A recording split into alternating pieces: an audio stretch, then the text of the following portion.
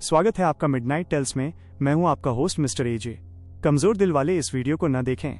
बेहतर अनुभव के लिए हेडफोन का इस्तेमाल करें और इस कहानी को अकेले अंधेरे में देखने की गलती न करें, क्योंकि इसमें डरावने दृश्य और आवाजें हो सकती हैं।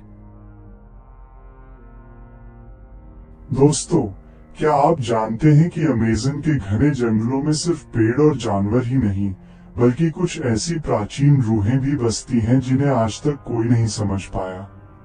अगर आपने इस स्टोरी का पहला पार्ट नहीं देखा हो, तो पहले इस स्टोरी का पहला पार्ट देखें, तभी आपको ये कहानी समझ में आएगी।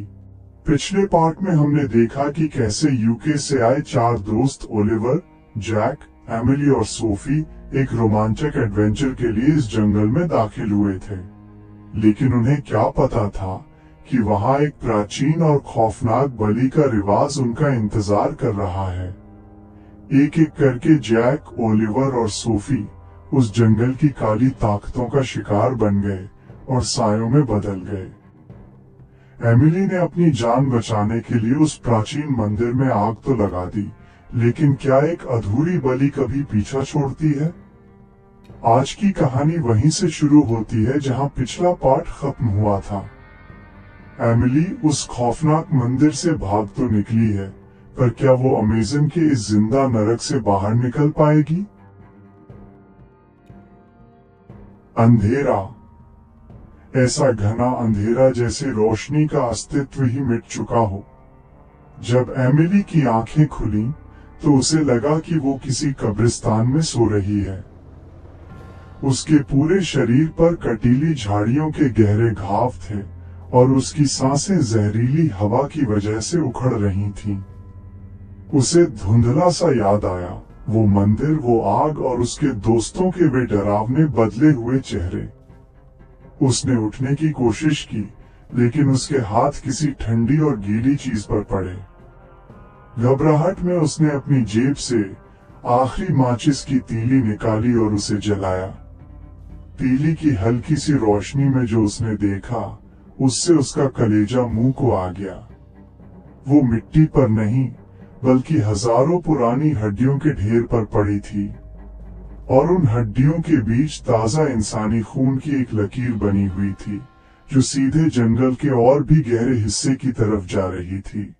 तभी उसे एक आवाज सुनाई दी, एमिली, तुम कहां भाग रही हो? हम तो तुम्हारे साथ ही हैं। ये आवाज सोफी की थी, लेकिन इसमें वो पहले वाली मासूमियत नहीं थी। ये आवाज ऐसी थी जैसे कोई पुरानी लकड़ी टूट रही हो। एमिली ने डरते हुए टॉर्च की तलाश की, पर उसे सिर्फ अपनी टूटी हुई घड़ी मिली। घड़ी की टिक टिक शांत जंगल में किसी बम के फटने जैसी सुनाई दे रही थी। अचानक जंगल के पेड़ों से वही फुसफुसाहट फिर से गूंजने लगी, तारांकन 4 पूरे करो, अधूरी बलि पूरी करो। एमिली को महसूस हुआ कि जमीन के नीचे से कोई चीज उसके पैर पकड़ने की कोशिश कर रही है। उसने पीछे मुड़कर देखा तो अंधेरे में उसे 3 जोड़ी लाल आंखें दिखाई दी, जो उसकी तरफ धीरे धीरे बढ़ रही थीं। वो उसके दोस्त नहीं थे, वो उस मंदिर के साये थे, जिन्होंने अब ओलिवर, जैक और सोफी का रूप पूरी तरह से अपना लिया था। एमिली उठी और पागलों की तरह भागने लगी, लेकिन उसे पता नहीं था कि अमेज़न का ये हिस्सा अब एक भूल भुलैया बन चुका था, जहां हर रास्ता उसी खौफनाक मंदिर की तरफ वापस जाता था। एमिली की सांसें फूल रही थीं। वो भागते भागते एक ऐसी जगह पहुंच गई जहां पेड़ इतने करीब थे कि उनके बीच से निकलना मुश्किल था। अचानक उसे महसूस हुआ कि जंगल का शोर पूरी तरह बंद हो चुका है, न किसी पक्षी की आवाज, न हवा की सरसराहट। बस एक सन्नाटा था जो कानों को चीर रहा था। तभी उसे अपने पीछे भारी कदमों की आवाज सुनाई दी। धप धप धप, तारांकन। उसने डरते हुए पीछे मुड़कर देखा तो पेड़ों के पीछे से एक लंबी काली छाया बाहर निकली। वो ओलिवर जैसा दिख रहा था, लेकिन उसकी गर्दन 180 डिग्री मुड़ी हुई थी और उसके हाथ जमीन तक लटके हुए थे। उसने अपना मुंह खोला और जैक की आवाज में चिल्लाया, एमिली, भागना बंद करो, हमें बहुत भूख लगी है। एमिली ने अपना कान बंद कर लिया और फिर से दौड़ना शुरू किया। भागते भागते उसे एक छोटी सी नदी दिखी। उसने सोचा कि अगर वो पानी पार कर लेगी तो शायद ये साए उसका पीछा छोड़ देंगे। लेकिन जैसे ही उसने अपना पैर पानी में रखा, पानी अचानक गाढ़ा और लाल होने लगा। उसे लगा जैसे हजारों ठंडे हाथ पानी के नीचे से उसके टखनों को पकड़कर उसे अंदर खींच रहे हैं। बचाओ, वो चिल्लाई, लेकिन उसकी आवाज जंगल की दीवारों से टकराकर वापस उसी के पास आ गई। तभी उसकी नजर नदी के दूसरे किनारे पर पड़ी। वहां एक बुढ़िया खड़ी थी जिसके हाथ में एक जलती हुई मशाल थी। उस बुढ़िया का चेहरा झुर्रियों से भरा था और उसकी आंखें पूरी सफेद थीं। उसने एमिली की तरफ हाथ बढ़ाया और एक पुरानी टूटी हुई भाषा में कुछ बुदबुदाया। जैसे ही साए एमिली के करीब पहुंचे, बुढ़िया ने जोर से चिल्लाकर मशाल को हवा में लहराया। साए दर्द से चीखते हुए पीछे हटने लगे, जैसे आग उनके शरीर को काट रही हो। एमिली ने पूरी ताकत लगाकर खुद को उन हाथों से छुड़ाया और नदी पार कर बुढ़िया के पास पहुंच गई। लेकिन जैसे ही उसने बुढ़िया का शुक्रिया अदा करने के लिए उसका चेहरा देखा, उसका खून जम गया। बुढ़िया के गले पर वही प्राचीन बलि का निशान बना था जो मंदिर की दीवारों पर था, और वो एमिली की तरफ देखकर एक डरावनी मुस्कान के साथ बोली, अधूरी बलि अंत तक पीछा करती है। बुढ़िया की वो डरावनी मुस्कान देखकर एमिली का दिल बैठने लगा। वो पीछे हटने लगी, लेकिन बुढ़िया ने उसका हाथ बिजली की फुर्ती से पकड़ लिया। उसका हाथ इतना ठंडा था जैसे बर्फ का टुकड़ा। बुढ़िया ने एमिली की आंखों में झांका और फुसफुसाते हुए कहा, वे तुम्हें नहीं छोड़ेंगे। तुमने उनके देवता की आग का अपमान किया है। एमिली कांपते हुए बोली, वे मेरे दोस्त थे। वे अब क्या बन चुके हैं? बुढ़िया ने दूर घने जंगल की ओर इशारा किया, जहां 3 परछाइयां अभी भी खड़ी थीं। वे अब मिरर शैडोज नकल करने वाले साए हैं। वे तुम्हारी आवाज, तुम्हारी यादें और तुम्हारा रूप चुराकर इस दुनिया में वापस आना चाहते हैं। अगर उन्होंने तुम्हें पकड़ लिया तो चौथी बलि पूरी हो जाएगी और अमेजन का ये प्राचीन श्राप पूरी दुनिया में फैल जाएगा। बुढ़िया एमिली को एक छोटी सी गुफा के अंदर ले गई, जिसकी दीवारों पर सूखे पत्तों और जड़ी बूटियों का लेप लगा था। वहां की गंध इतनी तेज थी कि एमिली का सिर चकराने लगा। बुढ़िया ने उसे एक मिट्टी के प्याले में काला तरल पदार्थ पीने को दिया। एमिली को डर लगा, लेकिन उसके पास कोई और रास्ता नहीं था। जैसे ही उसने वो पिया, उसकी आंखों के सामने अंधेरा छाने लगा, लेकिन उसे अपने शरीर के चारों तरफ एक अजीब सी गर्मी महसूस हुई। अचानक गुफा के बाहर से ओलिवर की चीख सुनाई दी, एमिली, बाहर आओ, ये बुढ़िया तुम्हें मार डालेगी। हम तुम्हें बचाने आए हैं। एमिली का मन किया कि वो बाहर भाग जाए, लेकिन बुढ़िया ने उसके मुंह पर हाथ रख दिया। बाहर मत देखना, उसने चेतावनी दी। वे तुम्हारी कमजोरी का फायदा उठाएंगे। तभी गुफा की दीवारों पर बाहर से खरोचने की आवाज आने लगी। चट चट चट तारांकन। ऐसा लग रहा था जैसे हजारों नाखून पत्थर को फाड़ रहे हों। और फिर गुफा की छत से खून की बूंदें टपकने लगी। एमिली ने ऊपर देखा और उसकी रूह कांप गई। गुफा की छत पर सोफी का कटा हुआ चेहरा चिपका हुआ था, जो एमिली की तरफ देखकर बिना आवाज के रो रहा था। गुफा की छत पर चिपका सोफी का वो चेहरा, उसकी आंखें पूरी तरह खाली थीं, लेकिन उनमें से काला गाढ़ा खून आंसुओं की तरह बह रहा था। एमिली ने अपनी आंखें जोर से बंद कर ली, लेकिन सोफी की आवाज सीधे उसके दिमाग के अंदर गूंजने लगी। तारांकन एमिली, बहुत ठंड लग रही है, हमें अंदर आने दो। क्या तुम अपनी सबसे अच्छी सहेली को ऐसे तड़पते हुए देख सकती हो? बुढ़िया ने एमिली के कंधे को जोर से हिलाया। अपनी आंखें मत खोलना, ये सब एक छल है। अगर तुमने उसे देख लिया तो तुम्हारी रूह उसके शरीर में खींची चली जाएगी। बाहर से अब जैक और ओलिवर की आवाजें भी जुड़ गईं। वे गुफा के मुहाने पर पत्थर मार रहे थे। अचानक पत्थर हटने की आवाज आई और गुफा के अंदर एक बर्फीली हवा का झोंका आया। एमिली को महसूस हुआ कि कोई उसके बहुत करीब खड़ा है। उसे जैक के परफ्यूम की हल्की सी महक आई, वही महक जो वो ट्रिप पर लगाया करता था। एमिली, जैक की आवाज अब बिल्कुल असली और दर्द भरी लग रही थी। बुढ़िया तुम्हें धोखा दे रही है, उसने हमें इस जाल में फंसाया है। देखो, मैं ठीक हूं। एमिली ने अपनी एक आंख थोड़ी सी खोली। सामने अंधेरे में जैक खड़ा था। वो बिल्कुल वैसा ही दिख रहा था जैसा ट्रिप के पहले दिन हंसता हुआ और सुरक्षित।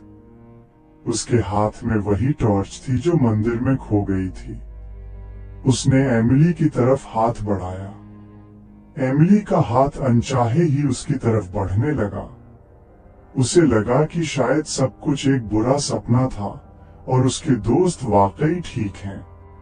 लेकिन जैसे ही एमिली का हाथ जैक के हाथ के करीब पहुंचा, बुढ़िया ने एक मंत्र जोर से चिल्लाया और अपने हाथ की मशाल एमिली और जैक के बीच मार दी। आग की रोशनी में जैक का असली चेहरा सामने आया। उसका आधा चेहरा सड़ा हुआ था और उसके दांत किसी जंगली जानवर की तरह लंबे और नुकीले थे। उसका हाथ जिसे एमिली पकड़ने वाली थी, एक काले लंबे पंजे में बदल चुका था। जैक ने एक भयानक चीख मारी और गुफा से बाहर अंधेरे में ओझल हो गया। बुढ़िया हांफने लगी और जमीन पर गिर पड़ी। मेरा समय खत्म हो रहा है, वो हांफते हुए बोली। अब तुम्हें अकेले ही मौत की ढलान, डेथ स्लोप पार करनी होगी। अगर तुम वहां पहुंच गई जहां सुबह की पहली किरण पड़ती है, तो शायद तुम बच जाओ। लेकिन याद रखना, वे अब और भी ज्यादा नाराज हैं क्योंकि तुमने उन्हें लगभग छू लिया था। एमिली ने देखा कि बुढ़िया का शरीर धीरे धीरे मिट्टी में बदल रहा था। बुढ़िया के मिट्टी में मिलते ही गुफा की सुरक्षा खत्म हो गई। एमिली ने एक आखिरी बार उस गुफा को देखा और बाहर की ओर दौड़ी। बाहर का नजारा देख उसका खून जम गया। पूरे जंगल में अब कोहरा छा चुका था, लेकिन ये साधारण कोहरा नहीं था, ये पीला और जहरीला था, जिसमें से सड़ी हुई चीजों की बदबू आ रही थी। जैसे ही एमिली ने मौत की ढलान की तरफ कदम बढ़ाया, उसे महसूस हुआ कि जमीन स्थिर नहीं है। जमीन पर बिछे पत्ते हिल रहे थे। जब उसने ध्यान से देखा तो उसकी चीख निकल गई। वो पत्ते नहीं थे, बल्कि लाखों काले कीड़े थे जो एक साथ रेंग रहे थे। तभी कोहरे को चीरते हुए ओलिवर की आवाज आई, लेकिन इस बार आवाज में गुस्सा था। तुम कहां जा रही हो एमिली? क्या तुम्हें लगता है कि तुम हमसे तेज भाग सकती हो? अचानक कोहरे के बीच से ओलिवर निकला, लेकिन वो अब जमीन पर नहीं चल रहा था। उसके पैर उल्टे थे और वो पेड़ों की टहनियों पर किसी मकड़ी की तरह तेजी से भाग रहा था। उसके पीछे पीछे जैक और सोफी भी उसी डरावनी स्थिति में आ रहे थे। वे तीनों एक साथ पेड़ों पर कूदते हुए एमिली को घेरने लगे। एमिली ने ढलान पर दौड़ना शुरू किया। यह रास्ता बहुत खतरनाक था, जहां एक भी गलत कदम का मतलब था हजारों फीट नीचे गहरी खाई। ढलान पर भागते हुए एमिली का पैर फिसला और वो लुढ़कने लगी। पत्थरों से टकराकर उसके सिर से खून बहने लगा। जैसे ही वो रुकी, उसने देखा कि वो एक पुरानी कब्रगाह के बीच खड़ी है। वहां हजारों पत्थर गड़े थे जिन पर किसी का नाम नहीं था। तभी उन कब्रों के पीछे से उसके तीनों दोस्त बाहर निकले। वे अब बिल्कुल पास थे।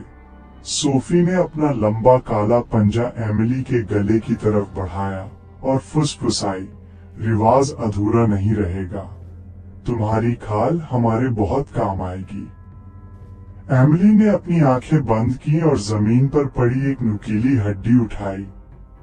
जैसे ही सोफी उसके ऊपर झपटी, एमिली ने पूरी ताकत से वो हड्डी उसके सीने में उतार दी।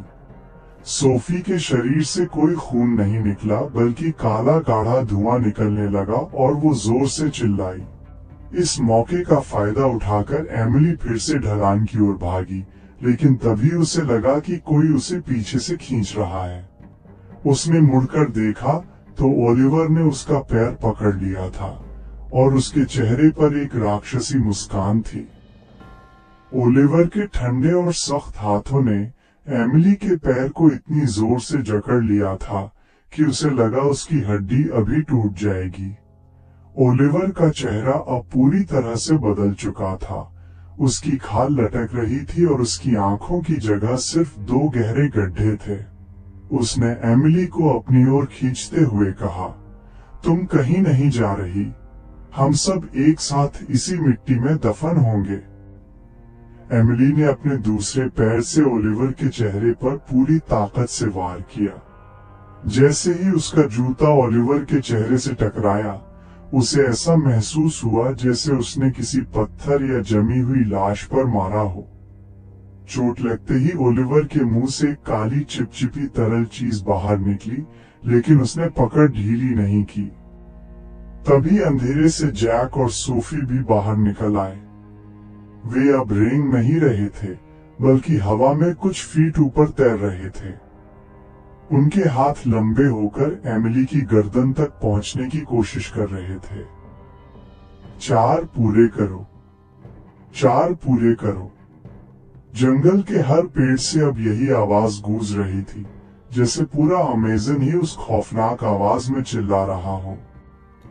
एमिली की नजर पास ही पड़े एक भारी पत्थर पर पड़ी। उसने अपनी आखिरी जान लगाकर पत्थर उठाया और ओलिवर के हाथ पर दे मारा। एक तेज चटक की आवाज आई और ओलिवर की पकड़ ढीली हुई। एमिली झटके से उठी और ढलान की ओर और तेजी से दौड़ी। कोहरा अब इतना घना हो गया था कि उसे अपने हाथ भी दिखाई नहीं दे रहे थे। अचानक भागते भागते उसे सामने एक पुरानी लकड़ी की रस्सी वाली पुल, रोप ब्रिज दिखाई दी, जो 2 पहाड़ियों को जोड़ती थी। नीचे हजारों फीट गहरी खाई थी, जहां से तेज पानी के बहने की आवाज आ रही थी। एमिली बिना सोचे पुल पर दौड़ पड़ी। पुल पुराना था और हर कदम के साथ चरमरा रहा था। जब वो आधे रास्ते पहुंची तो पुल के दूसरी तरफ से आवाज आई। उसने टॉर्च की हल्की रोशनी में देखा। वहां ओलिवर, जैक और सोफी पहले से ही खड़े थे। वे तीनों पुल के दूसरे छोर पर इंतजार कर रहे थे और उनके पीछे से हजारों काली परछाइयां कोहरे से बाहर निकल रही थीं। एमिली अब बीच में फंस चुकी थी। पीछे मौत थी और सामने उससे भी भयानक मंजर। तभी उसे महसूस हुआ कि पुल की रस्सियां धीरे धीरे कट रही हैं। सायों ने पुल को काटना शुरू कर दिया था। पुल की रस्सियां कड़क कड़क करके टूट रही थीं। एमिली पुल के बिल्कुल बीच में खड़ी थी। नीचे पाताल जैसी गहरी खाई और सामने उसके तीनों दोस्तों के खौफनाक रूप। जैक ने पुल की मुख्य रस्सी पर अपना हाथ रखा। उसके नाखून अब लोहे की आरी की तरह तेज और लंबे हो चुके थे। उसने धीरे धीरे रस्सी को खुरचना शुरू किया। अगर हम गिरेंगे एमिली, तो तुम भी हमारे साथ गिरोगी, जैक की आवाज हवा के साथ मिलकर गूंज रही थी। एमिली ने पीछे मुड़कर देखा, वहां से भी साए अब पुल पर चढ़ने लगे थे। वो पूरी तरह घिर चुकी थी। तभी उसे याद आया कि बुढ़िया ने कहा था, सुबह की पहली किरण। उसने अपनी टूटी हुई घड़ी की तरफ देखा। सुइयां सुबह के 5:30 की ओर बढ़ रही थीं। अगर वो कुछ मिनट और रुक सके तो शायद सूरज उसे बचा ले, लेकिन साए इंतजार करने के मूड में नहीं थे। सोफी, जो अब किसी मकड़ी की तरह पुल की रस्सियों पर रेंग रही थी, एमिली के बिल्कुल करीब पहुंच गई। उसकी आंखों से काला धुआं निकल रहा था, जो एमिली का दम घोटने लगा। एमिली को चक्कर आने लगे और उसका हाथ पुल की रस्सी से छूटने लगा। आ जाओ एमिली, बस एक कदम और। सोफी ने अपना हाथ आगे बढ़ाया। एमिली का शरीर सुन्न पड़ चुका था। उसका दिमाग जवाब दे रहा था। उसने लगभग सोफी का हाथ पकड़ ही लिया था कि तभी उसे नीचे खाई से एक तेज गड़गड़ाहट सुनाई दी। नीचे पानी का बहाव नहीं था, बल्कि वो प्राचीन मंदिर की वही आवाज थी जो अधूरी बलि मांग रही थी। उस आवाज ने एमिली को होश में ला दिया। उसने देखा कि सोफी का हाथ पकड़ने का मतलब था हमेशा के लिए उस साए का हिस्सा बन जाना। एमिली ने अपनी जेब से वो नुकीली हड्डी निकाली जो उसने कब्रगाह से उठाई थी और पूरी ताकत से पुल की मुख्य रस्सी पर दे मारी, जहां से वो पहले ही टूट रही थी। पुल का एक तरफ का हिस्सा पूरी तरह टूट गया। एमिली, सोफी और बाकी साए एक साथ हवा में झूल गए। एमिली ने अपनी पूरी जान लगाकर पुल की लटकती हुई रस्सी को पकड़ लिया, जबकि सोफी और बाकी साए चीखते हुए नीचे अंधेरी खाई में गिरने लगे। उनकी आवाजें धीरे धीरे दूर होती गईं। एमिली हवा में लटकी हुई थी, उसका हाथ छिल चुका था और खून बह रहा था। तभी उसने ऊपर पहाड़ की चोटी की तरफ देखा। वहां आसमान का रंग धीरे धीरे काला से गहरा नीला हो रहा था। भोर होने वाली थी, लेकिन तभी उसे महसूस हुआ कि पहाड़ की चोटी पर, जहां उसे चढ़कर जाना था, वहां ओलिवर खड़ा था।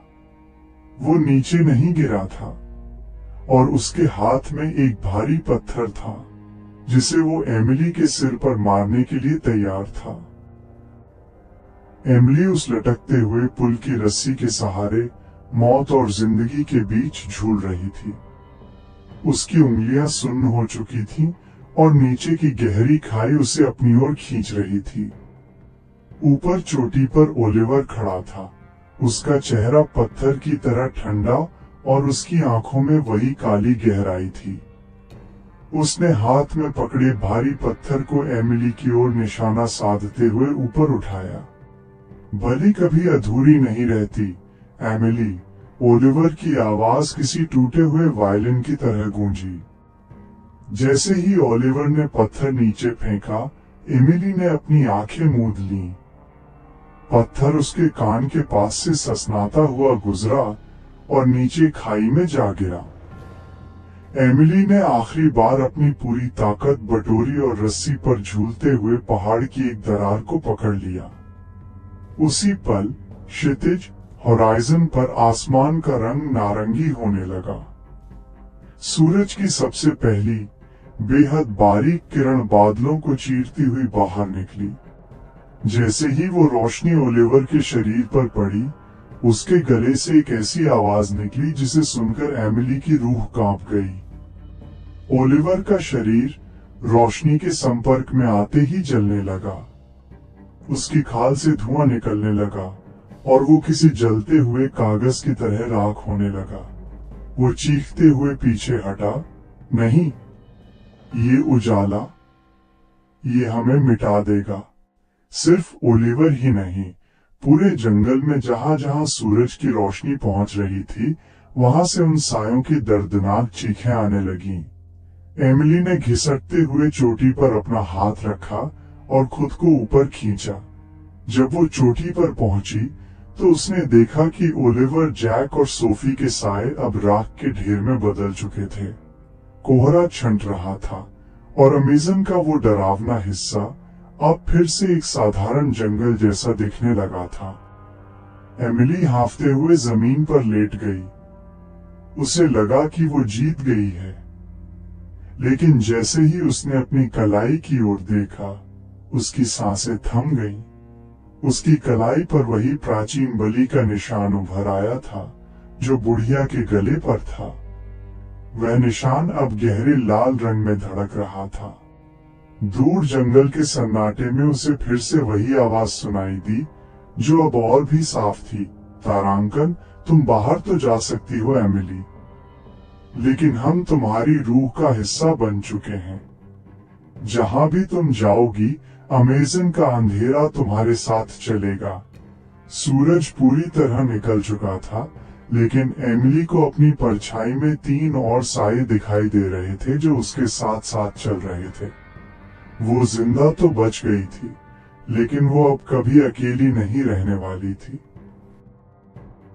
अगर आपको ये कहानी पसंद आई तो इस वीडियो को लाइक करें और मिडनाइट टेल्स को सब्सक्राइब करके बेल आइकन को दबाना न भूलें। और अगली कहानी कौन से विषय पर लाऊं, ये कमेंट में ज़रूर बताएं।